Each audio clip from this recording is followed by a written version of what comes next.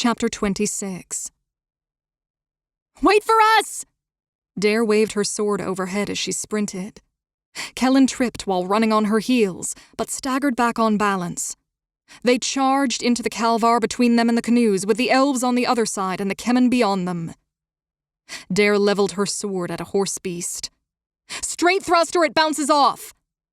Kelin's blade tip barely punctured the skin on the rump of one of the animals, but it was enough of a surprise. The Calvar reared. Dare stabbed at it as she sprinted ahead. "Wait for us!" They didn't dare stop running, suddenly finding themselves lost in the middle of the thrashing herd. All around them, hooves stamped deep into the mud and teeth snapped like the jaws of starving dogs tearing at a meal. They kept poking. If she and Kelin didn't keep these monsters confused, Dare realized, they would round on them. She continued to stab as they ran. Then they were through, closing in on the elves standing over the canoes. Already the Kemen had started to surround them as they backed up against the rapids. The river roared so loudly that Dare could not hear the splash of the boats onto the torrent. She thrust her sword at a Kemen's exposed back, only to have it slide off his armor. But the Kemen reeled sideways, and she and Kelin pushed past. Steps away, Jacob lowered Caleb into one of the canoes. Pena was right behind. The captain nodded to the physician and whirled toward the combat as the current captured the canoe. The knight smashed through several beached canoes with his axe, splitting their hulls asunder. Most of the elves jumped aboard, while the rear guard fought under increasing pressure from the Kemen. Dare sensed their chances of survival dropping with the decreasing number of fighters on the bank. Soon, almost all of them had slipped away. But she felt that the Storm Readers were not pressing their growing advantage as hard as they could have. "There's Thistle!" Kelin yelled, and pointed. "Come on!" Jacob boomed, holding a canoe on the edge of the current with one foot. Carrying Thalon, Thistle dove into the craft, and then the darkness downstream swallowed them. The knight inched backward, kicking the final intact canoe toward the river, while batting aside at least 3 Kemen blades. Several strikes pushed through and rebounded off his armor. Still with his axe trained against the Kemen, he heaved the canoe into the water with his foot. The paddles rattled inside the craft. "Last boat out!" he hollered to Kelin and Dare. She stole a quick glance around. Everyone else was gone. Cursing, she attacked a pursuing Storm Reader high while Kelin went for his knees. The Kemen couldn't parry both and fell from his cut leg. Dare ran to the river. Over the few steps of distance, she imagined blades at her back. The water's iciness stunned her as she hauled the canoe deeper into the current, with Jacob still anchoring it.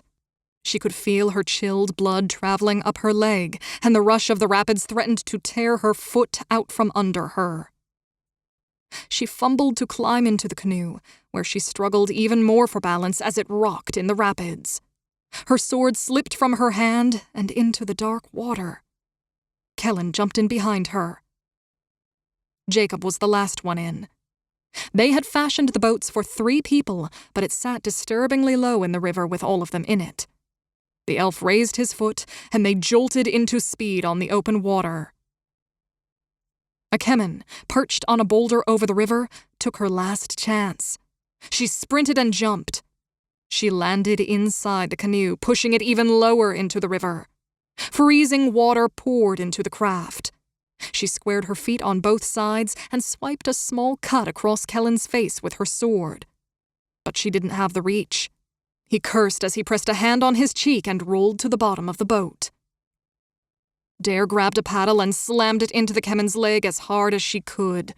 The Kemen's ability to keep her balance amazed her, as the Storm Reader then stood on only one leg in a rocking craft. So Dare hit that remaining leg with her paddle, just as Jacob struck the Kemen in the back with his axe. The body crumpled and splashed into the water. Dare turned around, leaning over the edge of the boat. "My sword! I dropped my sword!" "We're not going back for it." The captain started scooping out water in cupped hands. "I know, but it's the second sword I've lost, including my dad's." She stared back at the way they had come. "Kelin! Kelin! She whirled. Are you all right? Yeah.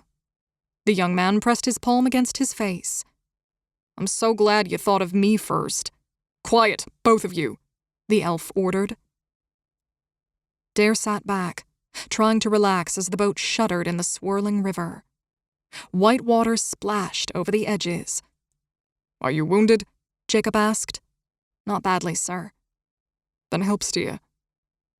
She snatched up her paddle and stuck it in the current. She had never done this in water this fast She didn't finish the thought as a boulder loomed up out of the night. They narrowly swept to its side. She twisted the paddle in the current and tried to feel the river, but ended up mimicking what the night was doing. She craned her neck to see the canoe that Caleb was in, but there was nothing except darkness ahead. She found the speed of the water comforting now, as it carried them away from the cannon's reach. Dare tried to concentrate, but they were dodging one rock after another. She shivered. Her hands were freezing from the water, and her shoulders were burning. She didn't know how long it took, but she no longer had the strength to lift the paddle. Kelin, you need to take over. He took the paddle from her fingers. Are you all right? She nodded, slouching.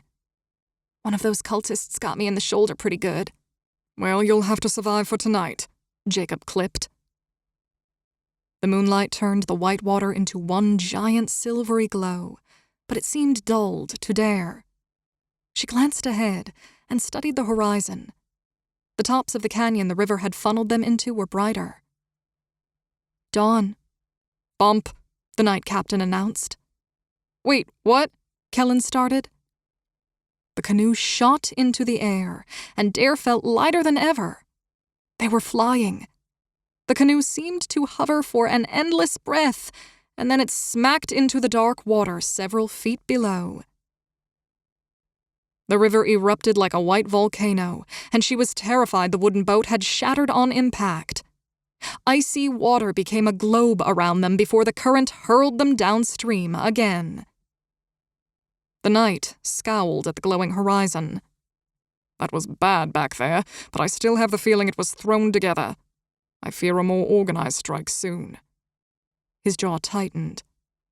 If they can find us. They found us tonight, sir, Dare pointed out.